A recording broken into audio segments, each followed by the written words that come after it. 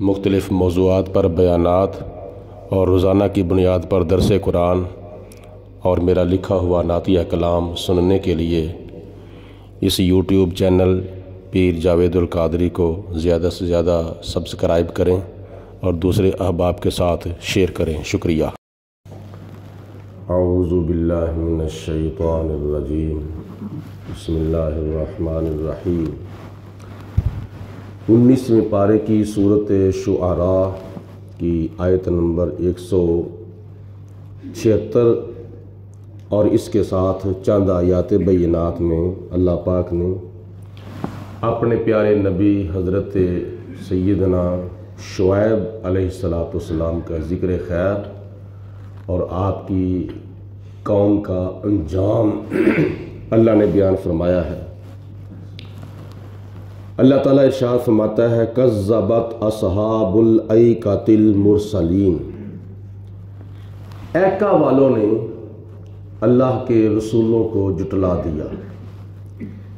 ایکا کا مطلب ہے کنواں، اور یہ جو کنویں والے تھے جو کہ مدین کے پاس ایک بستی تھی، اس کی طرف بھی اللہ پاک نے حضرت شعیب علیہ السلام کو رسول بنا کر بھیجا تھا، مدین کی طرف اور اس کنویں والوں کی طرف بھی اللہ پاک نے جناب شعیب علیہ السلام کو رسول بنا کر مبعوث فرمایا تھا۔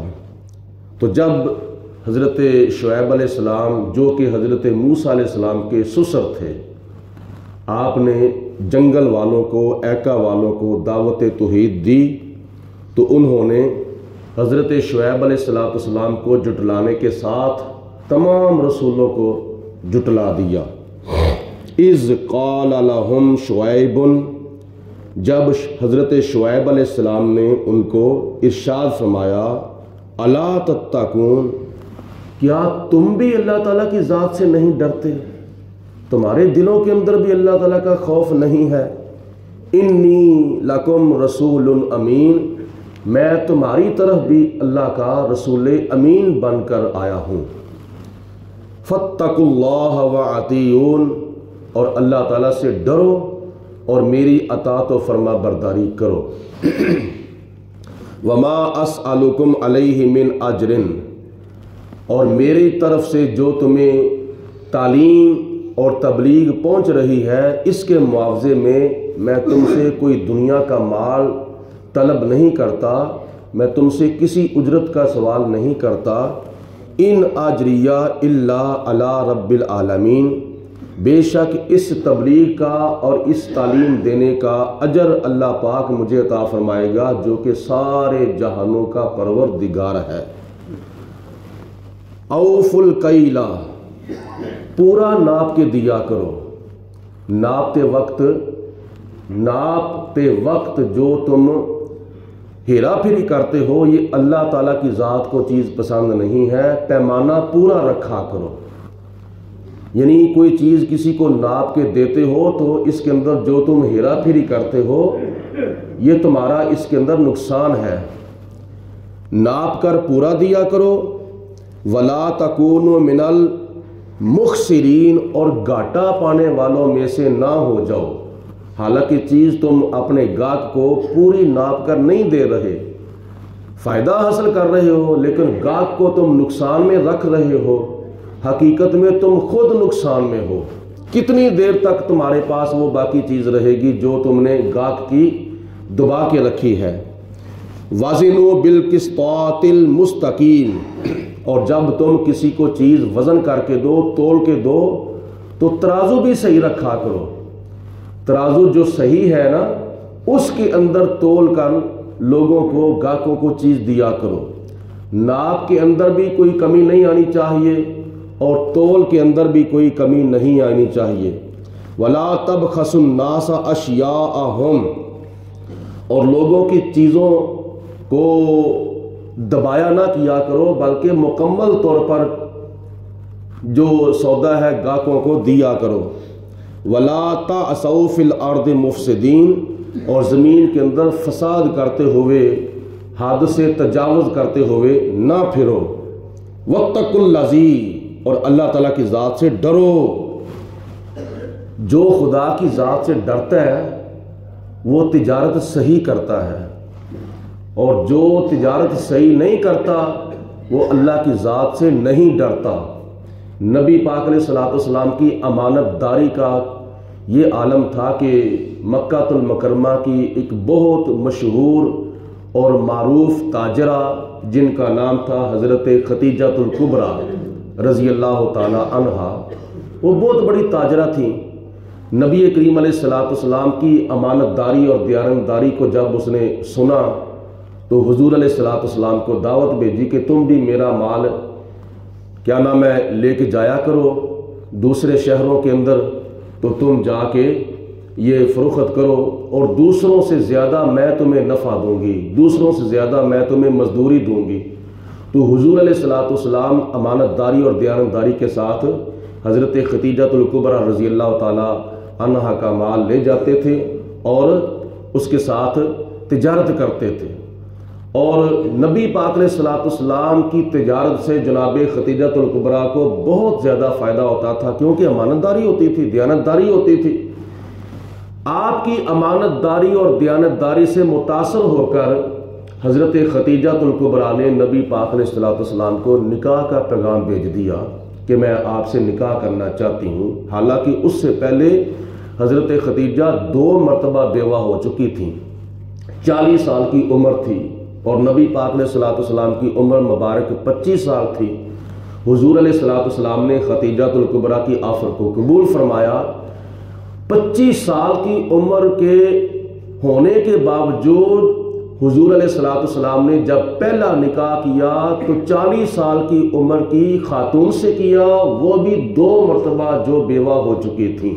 یہ ہمارے اسلام نے اور ہماری شریعت نے بیوہ عورتوں کو اور مطلقہ عورتوں کو اس قدر ترجیح دی ہے۔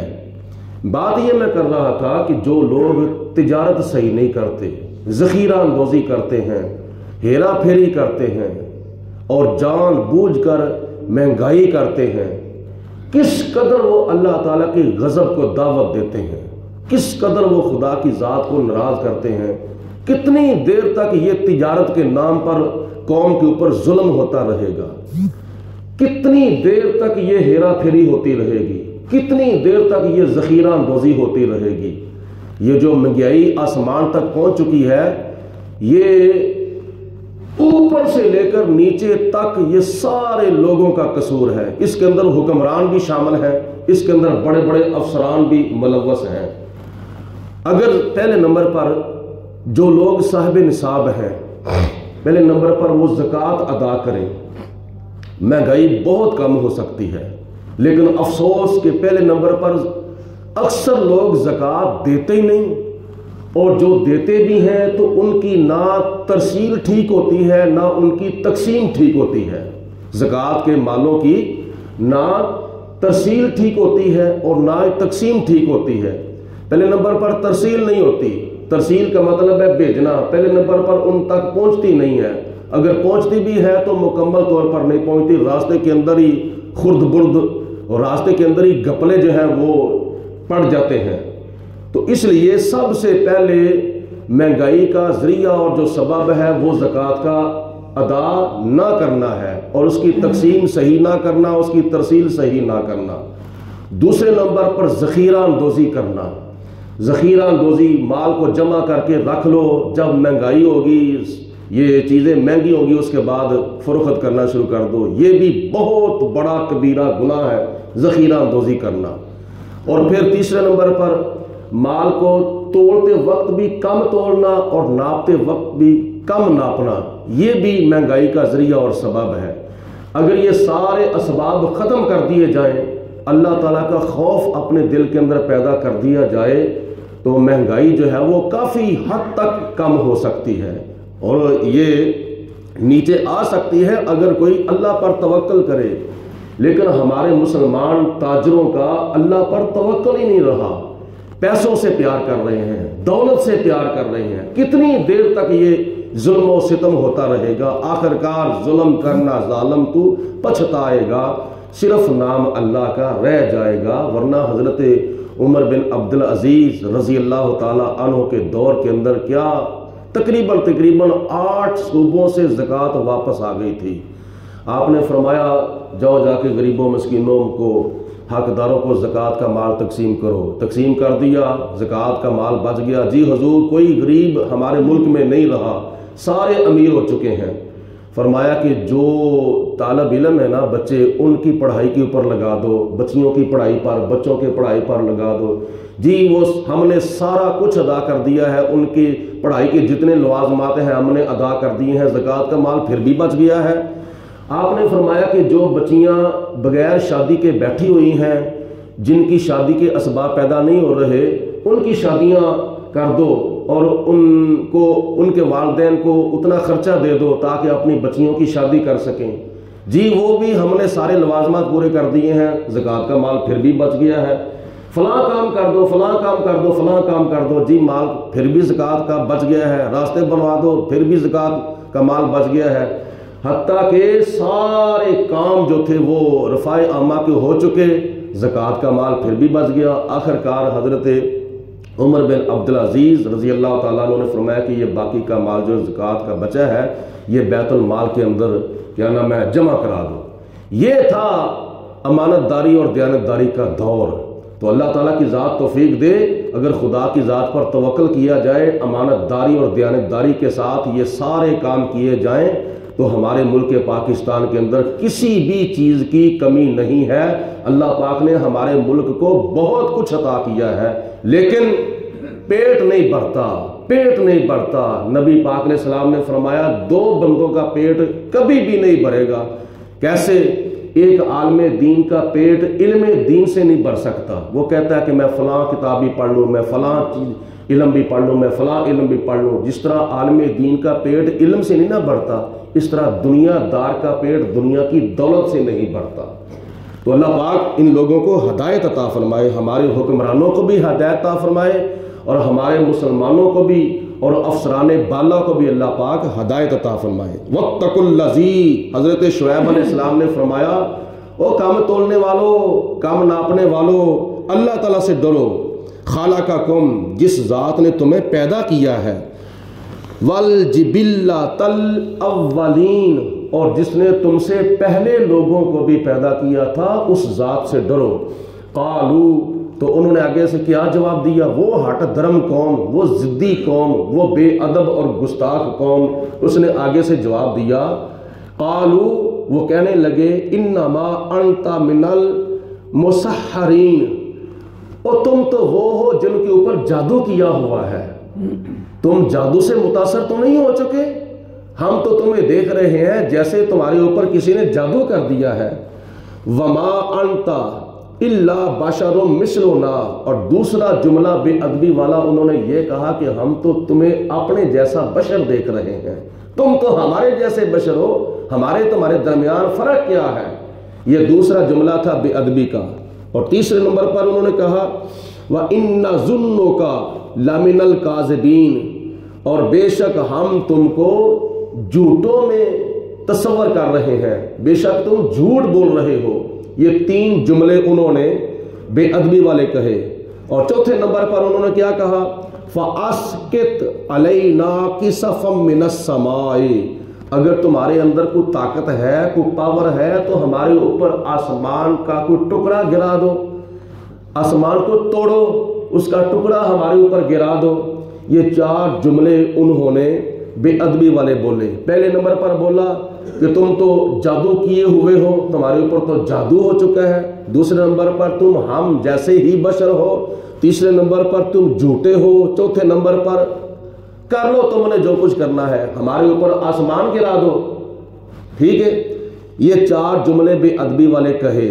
5ویں نمبر پر انہوں نے کہا ان کنت من الصادقین، اگر تم سچوں میں سے ہو تو یہ کام کر کے دکھاؤ۔ قالا، حضرت شعیب علیہ السلام نے اللہ کی بارگاہ میں عرض کی ربی، اے میرے رب۔ ہاں، حضرت شعیب علیہ السلام نے فرمایا قال ربی اعلم بما تعملون، بے شک میرا رب جو ہے وہ تمہارے سارے کاموں کو خوب جانتا ہے، تم کیا کر رہے ہو۔ خبردار خبردار، یہ نہ خیال کرنا کہ ہمیں کوئی نہیں دیکھ رہا، تمہیں کوئی دیکھے نہ دیکھے تمہیں پروردگار دیکھ رہا ہے۔ ہر وقت دیکھ رہا ہے اور ہر جگہ پہ دیکھ رہا ہے۔ فَكَذَّبُوهُ، تو قوم نے حضرت شعیب علیہ السلام کو جھٹلا دیا۔ فَأَخَذَهُمْ عَذَابُ يَوْمِ الظُّلَّةِ، پھر سائے والے دن اللہ پاک نے ان کے اوپر عذاب بھیج دیا۔ کیسے عذاب بھیجا؟ ایک بادل کا ٹکڑا آیا، اس نے ان لوگوں کے اوپر سایہ کر دیا، اور انہوں نے سمجھا کہ ہمارے اوپر سایہ ہو گیا ہے، ٹھنڈی ٹھنڈی چھاؤں سمجھ کر وہ بادل کے نیچے چلے گئے، اور اللہ پاک کی ذات بابرکات غضبناک ہو گئی۔ خدا تعالیٰ نے قہر برسایا، وہی بادل کا ٹکڑا جو تھا ان کے اوپر چھاؤں یا بارش برسانے کی بجائے ان کے اوپر آگ برسانے لگ گیا۔ اس بادل کے ٹکڑے سے آگ کے شعلے جو نکلے، جو ان کے اوپر بارش بن کر برسے۔ انہو کانا عذاب یوم عظیم، بے شک وہ اللہ تعالیٰ کا جو عذاب تھا جس دن وہ آیا تھا، وہ بڑے دن کا جو عذاب تھا بڑا سخت ہی عذاب تھا۔ ان فی ذالک لآیہ، بے شک اس واقعہ کے اندر پڑھنے والوں کے لیے، سننے والوں کے لیے سبق اور عبرت حاصل کرنے کی نشانی ہے۔